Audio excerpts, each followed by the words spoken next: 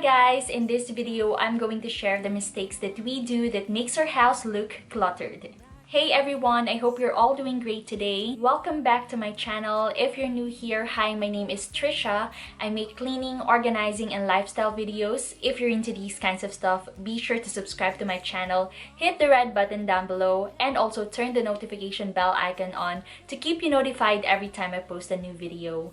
You can also follow me on Instagram and on my Facebook account. Their links are in the description box below. Today, I'm going to share to you the general mistakes that we do that makes our house look cluttered. Do you ever feel like sometimes, even after cleaning the entire house, it still feels like it's not yet clean? You've already swept or vacuumed the entire floor, and you know that it's already squeaky clean. You've already wiped every surface in your home, but by the time that you've sat down and you look around your house, you still feel like something is wrong and it still looks cluttered. Do you ever wonder why it feels that way? Well, it's because of these mistakes that I'm going to share to you today. These are the reasons why your house still looks cluttered even after you've spent long hours cleaning your house. With every mistake that I'm sharing with you today, I'm also going to give you the best possible solution, so be sure to watch the entire video. By the way guys, if you like video tips like this, I've also created 2 more videos giving you tips on how to improve your house. The first one is how to make your house smell fresh and clean, and the other one is 8 habits to a clean home. I'll put the link in the description box below. By the way guys, I just want to give a shout out to everyone who left their comments on my previous videos, especially to Carl Veloso, Alisa Velasco, and Daryl Cabrera. Thank you so much guys for your kind words. If you want to be featured on my next video, just leave a comment down below and I may feature it on my next video. Anyway, let's get started on the video. The first mistake that we do is styling or decorating every wall inside your home. Too much wall display is really overwhelming. I personally don't like hanging wall decors because it takes away the essence of having a blank space inside your house. Having a blank space or a blank wall will give your eyes somewhere to breathe in when you look inside your home. This then would relax your eyes and eventually your mind. Our home should be that one place where we could feel relaxed and feel comfortable always, so it's really important to provide a cozy, comfortable, warm home. The most common displays that I see are those graduation photos, old family photos, and even word signs like home sweet home or family. While they may be pretty to look at, sometimes too much of these wall displays feel overwhelming to look at, and you can't even appreciate these wall displays because they're too much and they're all cluttered in your wall. These words or photos eventually serves as distractions when your mind should be relaxed whenever you're inside your home. So this is my solution or challenge for you guys. Try removing everything in your wall. Remove all the displays, remove all the photos just for one day and see the difference that it makes. You could do it for just this one day, and if you're happy with it, then completely get rid of these items. But if you're not happy with it, then after that one day, pick among these wall decors or wall photos which one of these you want to completely get rid of. You can get rid of your old family photos, old word signs, or those broken word signs, and you can also get rid of those faded wall designs. So you can try removing them and just keep the ones which are new or which are still good, and you can hang them in your wall. So if you can't completely get rid of these wall decors, then just try keeping them to a minimum. Pick out just one which captures what you'd like your entire home to feel, or if you want to have a minimal lifestyle like me,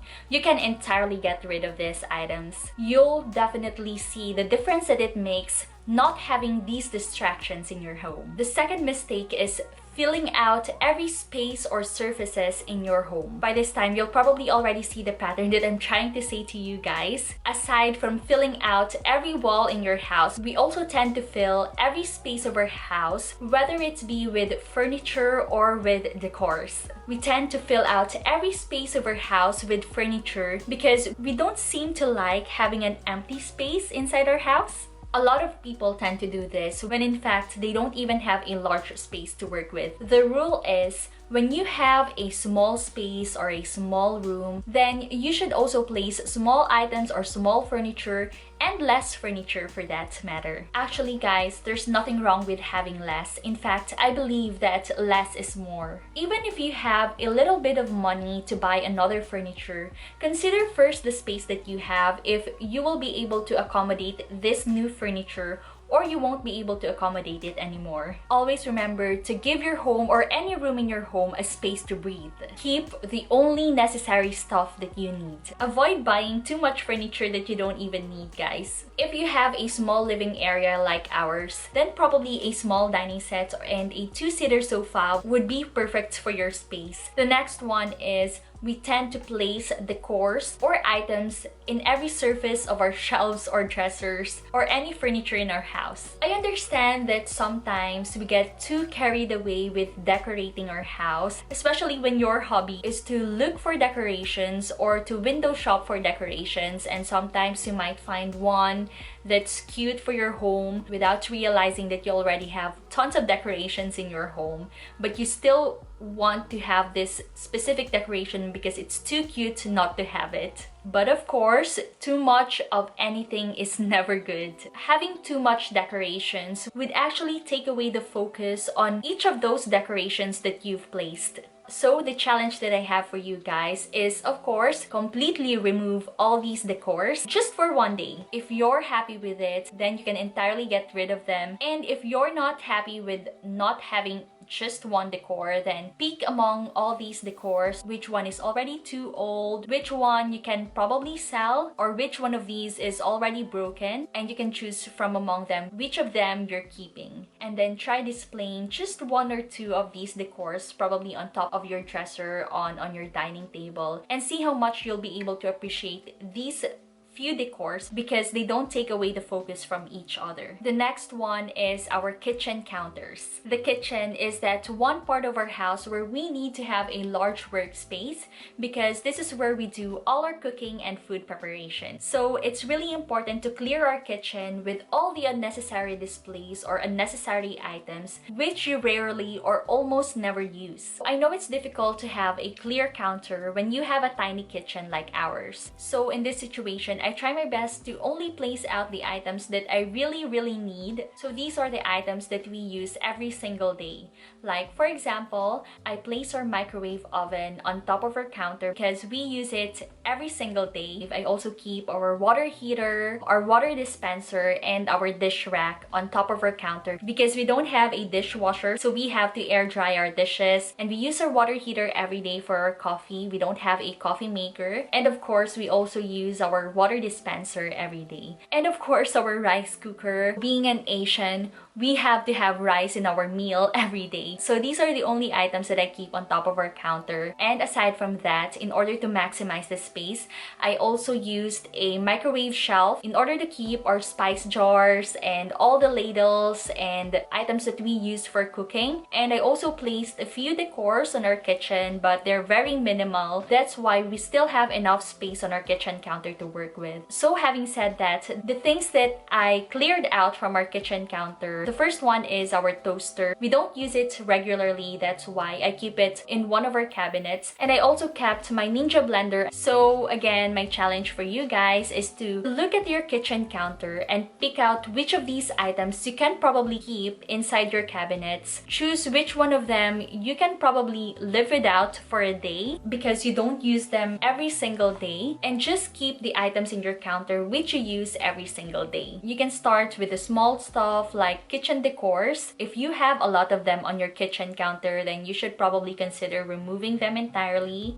especially when you don't have enough space to work with anymore. And of course, the last one under this mistake are those refrigerator magnets. So I know most of us love collecting refrigerator magnets because we feel like it's a good display on our refrigerator. So my advice for you is to completely remove remove these refrigerator magnets on your fridge and see how clean your fridge will look like after this. The third mistake is oversized furniture. So this tip is very important for small homes. Like I've said, consider your space first before placing any furniture in it. Don't be envious of those large, wealthy homes with large sofa or large dining table because they can afford to have a large space for those large items. But for us, regular human beings, we can only afford a tiny space. That's why it's actually not bad to have a small dining table or a small furniture for that matter, because it's important to find happiness in these small few items in order to be content with our lives. Number 4 is too much collectibles, decors, or figuring. I've already discussed this a while ago. I just want to emphasize this now. So too much of anything is never good at all. So try removing them completely first for a day. And if you're happy with it, then completely get rid of these items. You can sell them, you can donate these items. Or if you're not happy at all with not having any decor in your home, then you can perform the steps that I've laid out to you earlier. Number 5 is open shelving. I never liked open shelves. Honestly, in my opinion, open shelving is not for storage because I consider open shelving as a place where you can display items but not store items. If you treat your open shelving like a storage area, if you store items in it, this will make it look cluttered. So like I've said, open shelving is a place where you can display items. That's why it's very impractical to have them inside your home. Maybe if you have a big house, then you can probably afford to have a couple of open shelvings, but if you have a small space, then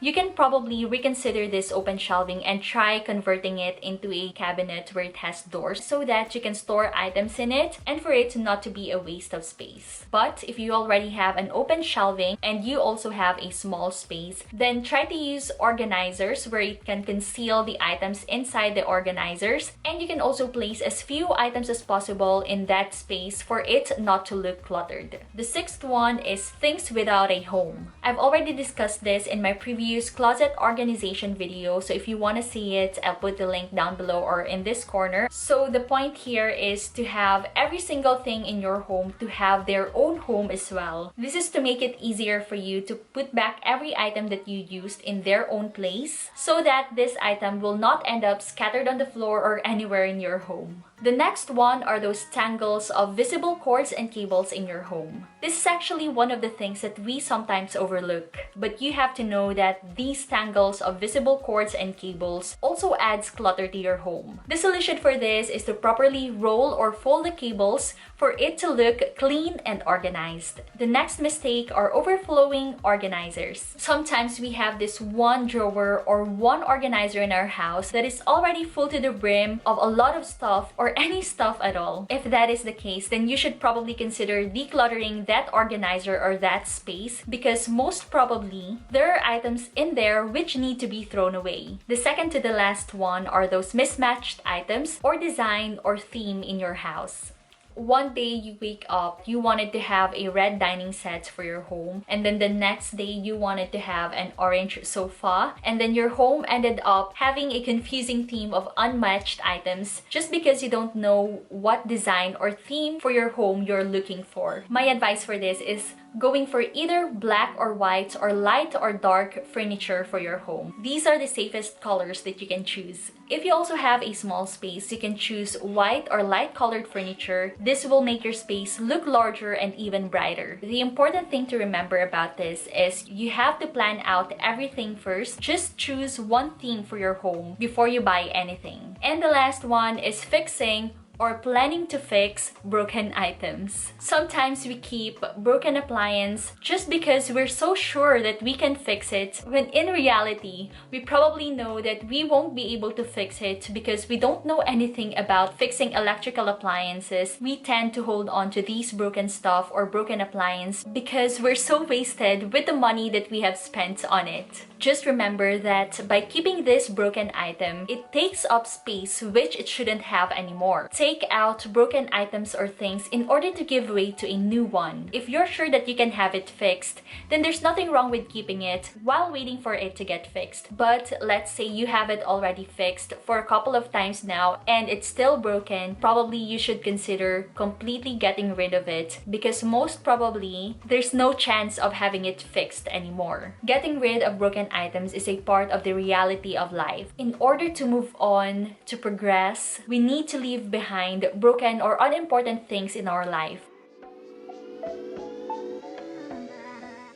That is it for this video, you guys. I hope you like this video, and if you like it, please give this video a thumbs up. Let me know what you think about this video. Do you agree with all the things that I said, or are there any other things that I probably have missed? Leave your comment in the comment section down below and I may feature it on my next video. Also, don't forget to subscribe to my channel and turn on the bell icon to keep you notified every time I post a new video. Don't forget to follow me on Instagram and on my Facebook account. Their links are in the description box below. Thank you so much, guys, for supporting this channel. We're already close to 2,000 subscribers, and on my Facebook account we're already close to 500 followers. My Instagram is a bit late. I think I already have close to 200 followers on Instagram. So if you want to support me, please follow me on all these other platforms. I post daily updates and stories on my Facebook and Instagram accounts. Again, thank you so much to those who keeps on supporting this channel. I love you guys and see you on the next video. Bye! Your hand makes me tremble with it.